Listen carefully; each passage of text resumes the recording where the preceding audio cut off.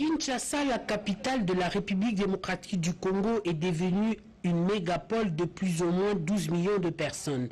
Les différents lieux de négoce appelés marchés, construits ça et là dans les années 70-80, ne répondent plus aux besoins. Ils sont tous en état de délabrement très avancé. La saleté a élu domicile dans ces lieux de négoce de quinoa. Les vendeurs et vendeuses cohabitent avec les immondices, les odeurs et la crasse. Ces espaces n'ont aujourd'hui de marché que de nom et de notoriété. Ils dégagent l'impression de contenir plus de vendeurs que de clients. Tout laisse croire que personne n'a le contrôle. Chacun s'installe comme il veut, où il veut. L'essentiel, c'est de payer ses taxes ou tickets.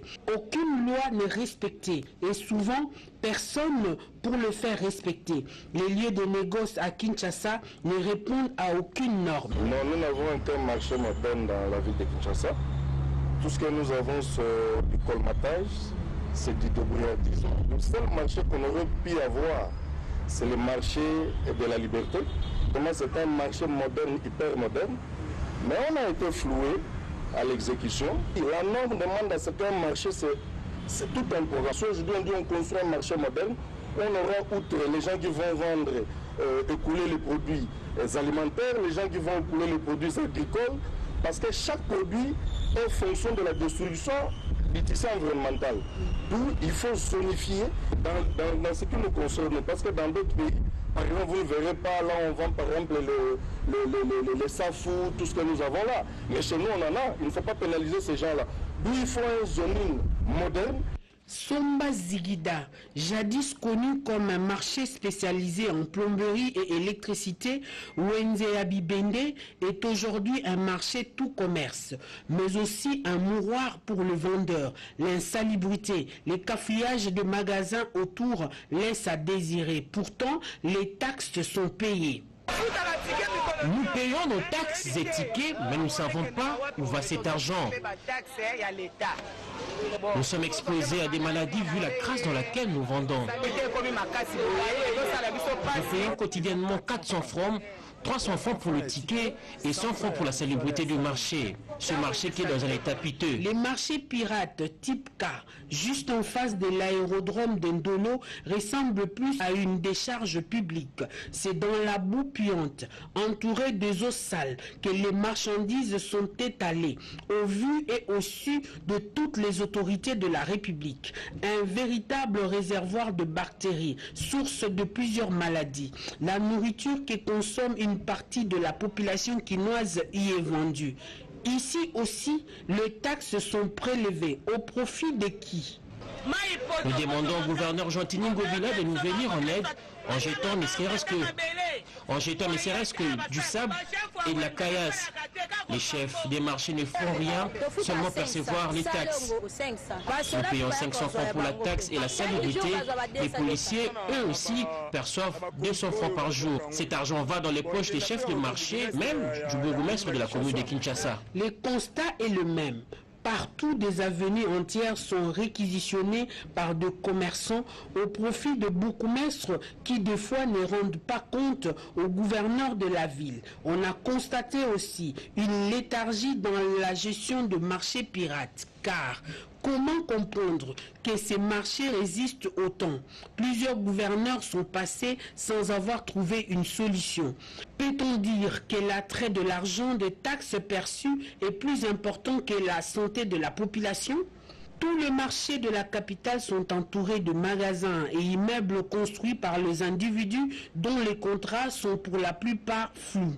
Ces contrats, selon les vendeurs, avaient pour but de réhabiliter le marché. Mais aucun marché n'a subi une réhabilitation en profondeur. Si les vendeurs refusent de parler devant la caméra, ils renseignent du moins la plupart des contrats sont déjà arrivés à la fin, bien que renouvelés d'une manière ou d'une autre.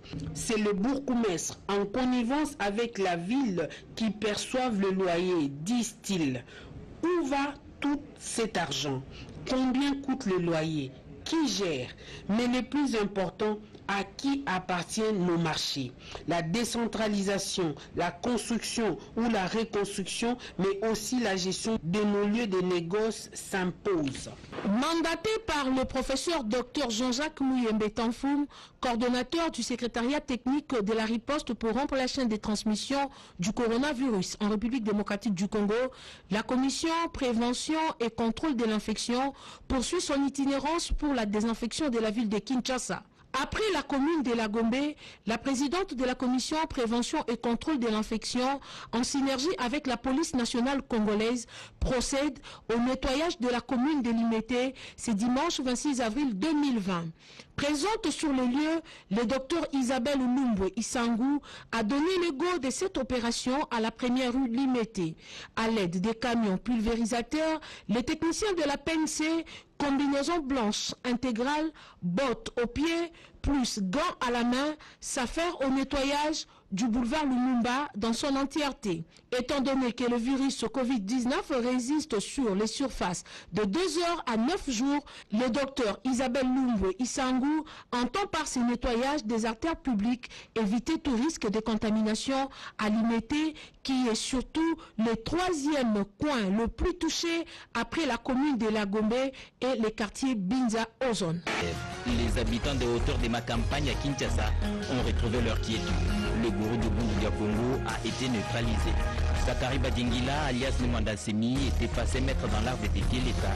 À Kinshasa comme dans le Congo central, ces adeptes, les Makessa, comme on les appelle, ont fait parler d'eux en occasionnant même perte en vie humaine. Les éléments de la police nationale congolaise lui ont fait entendre raison après un échec d'une reddition négociée.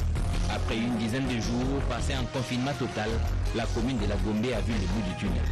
Le déconfinement progressif a commencé avec les banques, les supermarchés et quelques commerces qui ont ouvert leurs portes aux clients. Le coronavirus, invisible à l'œil nu, mais très visible par les ravages qu'il cause, continue à gagner du terrain.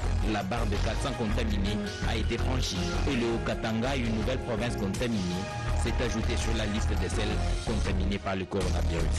28 décès sont enregistrés et plus de 200 cas positifs sont en bonne évolution. Les gestes de solidarité se multiplient, comme cette réception par le vice-premier ministre, ministre de la Justice, une importante cargaison de nourriture pour les maisons carcérales. Dans ce même ordre, le directeur général de la radio-télévision nationale congolaise, Ernest Kabila Ilunga, a réceptionné un don du matériel de lutte contre la propagation du coronavirus. L'INPP a fait parler de lui par la mise sur les projecteurs de ces lave-mains automatiques sortis de ces laboratoires. Les Congolais qui broyaient du noir à Dubaï ont enfin regagné la maison, malgré le coronavirus qui a coulé au sol tous les réguliers de transport, mettant en détresse ses compatriotes. Le gouvernement de la République, à travers la ministre d'État, ministre des Affaires étrangères, les a ramenés au pays par des rotations. Marie Kumbazeza et Teni Longondo ont fait le déplacement de l'aéroport Ventili pour les accueillir et surtout s'assurer que les mesures imposées par le coronavirus sont respectées. L'état d'urgence proclamé par le président de la République, Félix Antoine Tshisekedi, le 24 mars dernier, expiré en début de week-end. Il était de bonne loi que l'Assemblée nationale et le Sénat se réunissent pour proroger cet état d'urgence pour une durée de 15 jours. La loi relative aux positions de l'honorable Ngosso Bougaponga a été examinée à l'Assemblée nationale au cours d'une plénière atypique, avec 67 députés, conduite par l'honorable Janine Mabunda, présidente de l'Assemblée nationale. En seconde lecture, l'honorable président du Sénat, Alexis Thabo Mbamba, a prévu un huis clos sur la question avant la plénière ouverte au public pour accélérer l'adoption de la loi portant prorogation de l'état d'urgence. Presque unanimement, les sénateurs ont dit oui à cette loi. Dans les Grands Kivu et le Grand Katanga, les plus récemment enregistrés ont créé d'importantes inondations. Le fleuve Congo qui est sorti de son lit a rasé le sable. Des habitations sont ravagées, des milliers de compatriotes sans abri. La situation est éprouvante. Au Maniema et au Sud Kivu, les inondations ont tué plusieurs dizaines de personnes et détruit des maisons d'habitation. Des coulées d'éboues à Ouvira ont même enseveli des véhicules et une mission gouvernementale a séjourné au Maniema et au Sud Kivu pour évaluer l'étendue des dégâts de l'intervention du gouvernement. Le 24 avril 1990, le pays s'ouvrait au multipartisme politique après la désastreuse expérience du parti unique.